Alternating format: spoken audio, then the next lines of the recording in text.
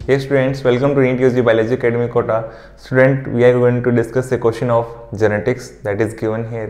इस वीडियो में हम बात करेंगे बच्चों कि इस तरह क्वेश्चन को आपको कैसे सोल्व करना है, कैसे कम से कम समय में आपको सोल्व कर सकते हैं और साथ में किस तरह की मिस्टेक से बचना है ताकि आपको एग्जाम में कोई प्रॉब्लम फेस ना करनी पड़े। अगर बच्चों आप चैनल पे नए हो, आपने अभी तक चैनल सब्सक्राइब नहीं किया है तो सबसे पहले चैनल को सब्सक्राइब कर लो। इसी के साथ वीडियो की शुरुआत करते हैं और देखते हैं क्वेश्चन में क्या गिवन है।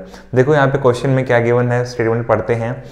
इन्हें पॉपुलेशन की बात हो रही है, ये बात समझ में आ गई। इसका मतलब ये पॉपुलेशन जेनेटिक्स का क्वेश्चन होगा। दैट इज इन इक्विलिब्रियम, ये इंपॉर्टेंट पॉइंट है यहाँ पे। इक्विलिब्रियम यहाँ पे बता दिया गया ऑलरेडी, पॉपुलेशन किस में है, इक्विलिब्रियम में है। तो हमें यहाँ पे कोई भी चिंता करने की बात नहीं है क्योंकि ये ऑलरेडी इक्विलिब्रियम में लिखा हुआ है। तो समझ जाओ कि हार्डी वेनबर्ग प्रिंसिपल को फॉलो कर रही है क्योंकि और सारी कंडीशन भी फुलफिल कर रही होंगी। क्योंकि आपको पता है हार्डी वेनबर्ग प्रिंसिपल लागू होता है तो उसमें कुछ कंडीशन होती है वो फुलफिल कर रही है पॉपुलेशन, ठीक है, इसकी चिंता नहीं है।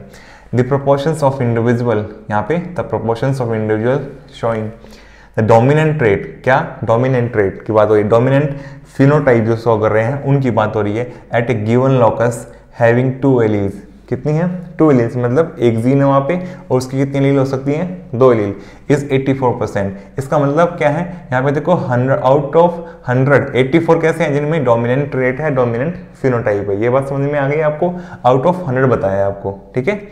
The frequency of recessive allele in the population, आपको फ्रीक्वेंसी ऑफ रिसेसिव एलील बतानी है। अब देखो यहाँ पे फ्रीक्वेंसी ऑफ फिनोटाइप गिवन है बट आपको बताना क्या है, एलील की फ्रीक्वेंसी बतानी है, ठीक है। ये बात क्लियर हो गई। तो इसका मतलब क्वेश्चन से यहाँ क्लियर हो गया कि क्वेश्चन किससे रिलेटेड है, हार्डी वेनबर्ग प्रिंसिपल से है। हार्डी वेनबर्ग प्रिंसिपल एप्लीकेबल है तो समझ जाओ कि यहाँ पे जो कंडीशन हार्डी वेनबर्ग प्रिंसिपल में लागू होती हैं, no mutation, no migration, random mating होती है और पॉपुलेशन साइज थोड़ा सा लार्ज होना चाहिए। तो ये बातें सारी यहाँ पे क्लियर हो गई होंगी। तो इसलिए यहाँ पे हार्डी वेनबर्ग प्रिंसिपल लगाया हुआ है। हार्डी वेनबर्ग प्रिंसिपल लगाने के बाद आपको पता है फ्रीक्वेंसी ऑफ डोमिनेंट और रिसेसिव जो एलील होती है उनकी क्या रहती है, वो फिक्स रहती है। इसका मतलब क्या है, P + Q = 1। P + Q = 1 की माना हमने एक डोमिनेंट एलील मानी है, एक रिसेसिव एलील मानी है, दोनों की फ्रीक्वेंसी कांस्टेंट रहती है। ये हार्डी वेनबर्ग प्रिंसिपल कहता है, ये आपको पता है थ्योरेटिकल पॉइंट। तो यहाँ पे P + Q हमें यहाँ पे = 1 कांस्टेंट मान के चलते हैं और यहाँ पे हमें क्या निकालना है वो आपको पता लग जाएगा। क्योंकि यहाँ पे देखो P को अगर हम डोमिनेंट एलील माने तो Q हमारी रिसेसिव एलील हो जाएगी। इसका मतलब यहाँ पे हमें Q निकालना है क्वेश्चन के अंदर, ठीक है। देखो यहाँ पे क्या करते हैं, फिर इसके बाद में अगर P + Q का स्क्वायर कर दो, ठीक है, दोनों साइड क्या कर दो, स्क्वायर कर दो। P + Q का स्क्वायर किया +1 का स्क्वायर किया, P + Q का स्क्वायर करेंगे तो अलजेब्रिक इक्वेशन लग जाएगी। A + B का स्क्वायर जो होता है वही, तो यहाँ पे P² हो जाएगा + 2PQ + Q² और यहाँ पे राइट साइड में हो जाएगा 1 का स्क्वायर 1 होता है। तो यहाँ पे आपको क्या आ गया, P² आ गया, आपके पास में 2PQ आ गया और Q²। ये क्या हो गए, P² क्या होता है, P² होता है फ्रीक्वेंसी ऑफ डोमिनेंट ट्रेट या फिनोटाइप, जिसमें दोनों कैसे हैं, होमोजाइगस कंडीशन में है। कैसी कंडीशन में, होमोजाइगस कंडीशन। दोनों में P आ गए ना तो कैसा हो गया, होमोजाइगस डोमिनेंट। कैसा हो गया, होमोजाइगस डोमिनेंट। P² क्या है, frequency of homozygous dominant phenotype या ट्रेट। 2PQ क्या आ गया, इसमें P भी आ गया, Q भी आ गया, ये कैसा हो गया, हेटेरोजाइगस। P अगर हम डोमिनेंट मान रहे हैं, Q क्या है, रिसेसिव एलील आ गई, तो कैसा हो गया, हेटेरोजाइगस। तो यहाँ पे क्या आ गई, फ्रीक्वेंसी ऑफ हेटेरोजाइगस डोमिनेंट। कैसी, हेटेरोजाइगस डोमिनेंट। कैसी, हेटेरोजाइगस डोमिनेंट, क्योंकि एक एलील कैसी है, ये जीन कैसी है, जीन ये कंप्लीट डोमिनेंट शो कर रही है, इसलिए डोमिनेंट वाली हेटेरोजाइगस बन जाएगी, ठीक है। साथ में यहाँ पे Q² क्या है, frequency of homozygous recessive phenotype, homozygous recessive phenotype Q²।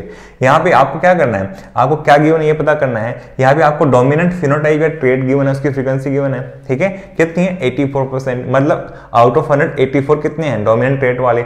अगर 100 में से 84 हैं तो बच्चों 1 में से कितना होगा, 0.84।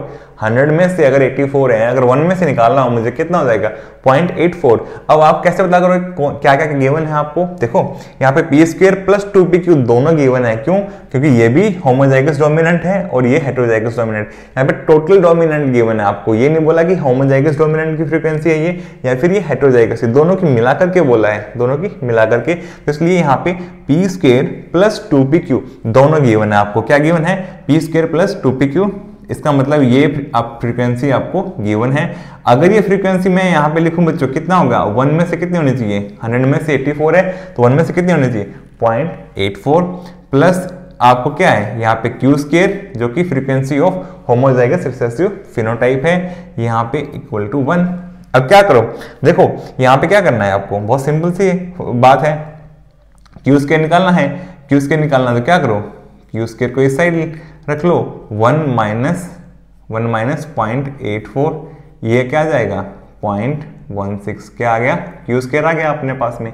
अब बहुत सारे बच्चे क्या करेंगे कि जैसे ये आंसर निकलेगा उनको लगेगा कि रिसेसिव फिनोटाइप की फ्रीक्वेंसी आ गई, वही क्वेश्चन में पूछा हुआ, रिसेसिव देख लेंगे, यहाँ भी ध्यान से पढ़ेंगे नहीं कि एलील लिखा हुआ है। एलील का मतलब आपको क्यू निकालना है, क्यू स्केयर आया केवल अभी तक। तो क्या करेंगे बच्चों, यहाँ पे देखो क्यू स्केयर 0.16 आ गया और ऑप्शन में देखेंगे 0.16 गिवन है, झट से जल्दी में होते थोड़ा सा एग्जाम के प्रेशर के कारण, और यहाँ पे 0.16 सिलेक्ट कर लेंगे और ये सिलेक्ट करते आपको क्वेश्चन क्या हो जाएगा, जितना यहाँ तक मेहनत किया वो कंसेप्ट बिल्कुल सही था मगर वो मेहनत बेकार में चली जाएगी। क्यों चली जाएगी, क्योंकि क्वेश्चन आपने पूरा कंप्लीट नहीं पढ़ा, इसलिए आपने उसको पूरा सोल्व नहीं किया। तो यहाँ तक करके अगर आंसर टिक कर दिया तो वो रॉन्ग हो जाएगा, इसलिए क्वेश्चन को ध्यान से पढ़ना। रिसेसिव एलील पूछा है तो क्यों निकालना है, क्यों क्या नहीं कर रहे हैं, देखो क्यों निकालने के लिए इसका अंडर रूट ले लो।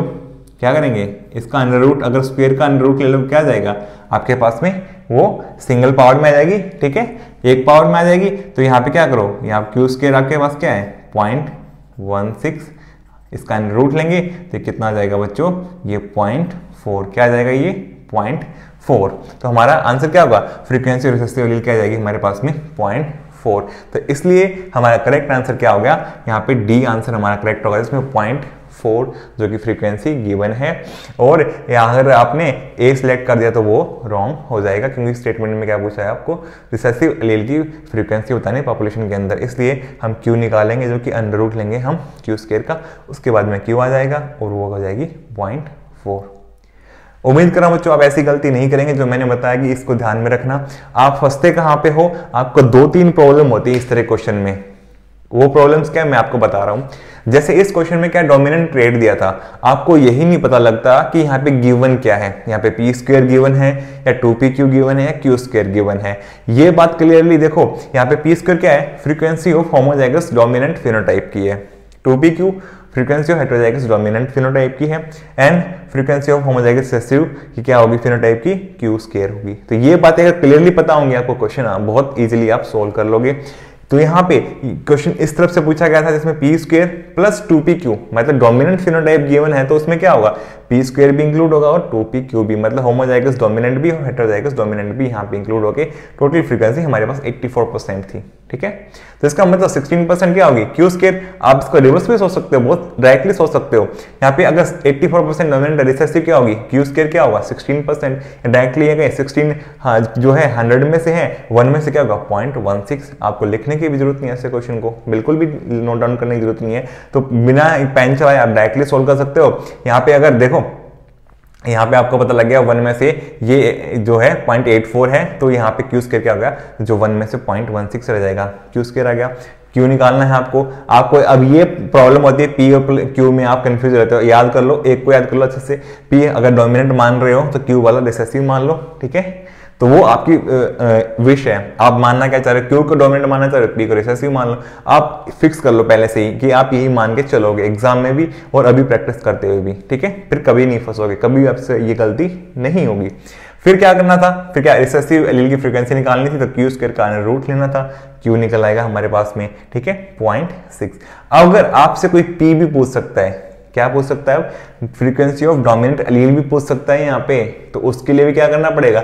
अगर डोमिनेंट एलील पूछा होता तो क्वेश्चन थोड़ा सा और एक आगे बढ़ जाता। कैसे बढ़ जाता, यहाँ पे अगर क्यू हमारे पास में 0.4 है और P निकालना है आपको, क्या करो 0.4 लिख लो यहाँ पे, P plus Q is equal to 1, और क्या करो P निकालने के लिए 1 माइनस क्यू कर दो। क्या करोगे, P निकालने के लिए आप क्या करोगे 1 माइनस क्यू निकाल दोगे, ये आपके पास में P की वैल्यू और डोमिनेंट एलील की फ्रीक्वेंसी आ जाएगी, ठीक है। तो यहाँ घबराना नहीं है, एक स्टेप और फॉरवर्ड जा सकते हो। अगर आप क्वेश्चन में पूछा गया हो तो डोमिनेंट एलील की फ्रीक्वेंसी क्या जाएगी 0.6, क्योंकि 1 माइनस 0.4 करोगे तो 0.6 आ जाएगी, तो आप ये भी निकाल सकते हो। अब देखो क्वेश्चन में यहाँ पे जो है, यहाँ से शुरू किया हमने, एक्सपेंडेड फॉर्मूला से डाटा गिवन था और हमें निकालना क्या था, P या यहाँ पे जो है Q निकालना था हमें, ठीक है। P भी निकाल सकते हैं साथ में। तो जनरली क्वेश्चन में क्या होता है, या फिर क्या गिवन होता है आपको, या P या Q गिवन होता है, फिर आपसे पूछ लिया जाता है फ्रीक्वेंसी ऑफ डोमिनेंट फिनोटाइप और फ्रीक्वेंसी ऑफ रिसेसिव फिनोटाइप या फ्रीक्वेंसी ऑफ हेटेरोजाइगस डोमिनेंट आपसे पूछ ली जाती है। अगर P या Q गिवन है तो डायरेक्टली P गिवन है तो आप Q निकाल सकते हो, उसको क्या करो 1 माइनस P कर दोगे तो Q निकल आएगा, और Q निकालना तो 1 माइनस P कर दोगे तो Q निकल आएगा। ठीक है, और फ्रीक्वेंसी डोमिनेंट यहाँ पे अगर पूछी है तो P स्क्वायर केवल डोमिनेंट की पूछी है। ठीक है, और हेटेरोजाइगस डोमिनेंट आ गया साथ में। ठीक है, फिर आप क्या करोगे 2PQ P और Q की मल्टीप्लिकेशन करोगे, साथ में 2 से मल्टीप्लाई कर दोगे, वो फ्रीक्वेंसी आ जाएगी आपकी। अगर वहां पे वो फ्रीक्वेंसी 1 में से आ रही है तो आपको परसेंटेज में निकालना, तो 100 से मल्टीप्लाई कर देना, वो आपकी परसेंटेज में हो जाएगी। तो ये क्वेश्चन आप इस तरह सोल्व कर सकते हो। अगर आपको वहां पे P गिवन हो तो Q निकाल के Q स्क्वायर निकालना, और रिसेसिव फिनोटाइप की फ्रीक्वेंसी निकालनी है तो फिर आप क्या करो, उसको जो Q निकाल के स्क्वायर कर दो, और फिर उसको 1 में से जो फ्रीक्वेंसी आई है फिर उसको 100 में निकालने के लिए उसको आप डायरेक्टली मल्टीप्लाई कर दो 100 से। तो डिपेंड करता है क्वेश्चन में, आंसर में आपको पॉइंट्स में पूछा है या आपको पॉइंट्स में पूछा तो मतलब 1 में से बताना है, और आपको अगर परसेंटेज में पूछा तो आपको 100 में से बताना है। तो कंफ्यूज मत हो ना ऐसे क्वेश्चन में बच्चों कभी भी। बेटा आपको ऐसे क्वेश्चन बहुत आसानी से आप सोल्व कर सकते हो, और विद 100% एक्यूरेसी आपको बहुत ज़्यादा वहाँ पे जो है कॉन्फिडेंस हो जाएगा, और आपको जो है आगे वाले क्वेश्चन जो होंगे इससे वो भी सोल्व करने में हेल्प मिलेगी। अगर आपको कॉन्फिडेंस अच्छा रहता है तो आप कभी भी डाउट में नहीं रहोगे। ये सिंपल मैथमेटिक्स की तरह क्वेश्चन है, बिल्कुल सिंपल। प्रैक्टिस करो। आपको यहाँ पे या तो P या Q में जो है गिवन होगा, उससे आपको P स्क्वायर या Q स्क्वायर 2PQ पूछेगा, या फिर इधर से Q स्क्वायर गिवन होगा तो आप क्या करोगे P स्क्वायर प्लस 2PQ कुछ निकल आएगा आपका, तो उससे निकाल के आप जो है कहीं ना कहीं यहाँ पे पता कर सकते हो किस तरीके से कि आपको P या Q की वैल्यू क्या होगी। तो यहाँ पे 2 तरीके से क्वेश्चन पूछे जाते हैं, या तो यहाँ से यहाँ या फिर यहाँ से यहाँ, दोनों ही हार्डी-वाइनबर्ग प्रिंसिपल के बेसिस पे आप आराम से निकाल सकते हो। बस आपको एक काम करना है, क्वेश्चंस को प्रैक्टिस करना है बार बार। फिर जितने तरह क्वेश्चंस करोगे आप उतनी ही आपकी एक्यूरेसी बढ़ेगी, स्पीड बढ़ेगी, कॉन्फिडेंस बढ़ेगा, और आपके वहाँ पे मार्क्स भी अच्छे आएंगे। तो अगर क्वेश्चन आपको अभी भी समझ में नहीं आया तो एक बार फिर से रिपीट करो, क्वेश्चन को फिर से देखो, आपको पूरा समझ में आ जाएगा। उम्मीद कर रहा हूँ बच्चों आपको क्वेश्चन समझ में आ गया होगा, इसलिए वीडियो को लाइक करो, कमेंट करो, शेयर करो, और अगर चैनल अभी तक सब्सक्राइब नहीं किया चैनल को सब्सक्राइब कर लो। Thank you for watching the video. See you in the next video.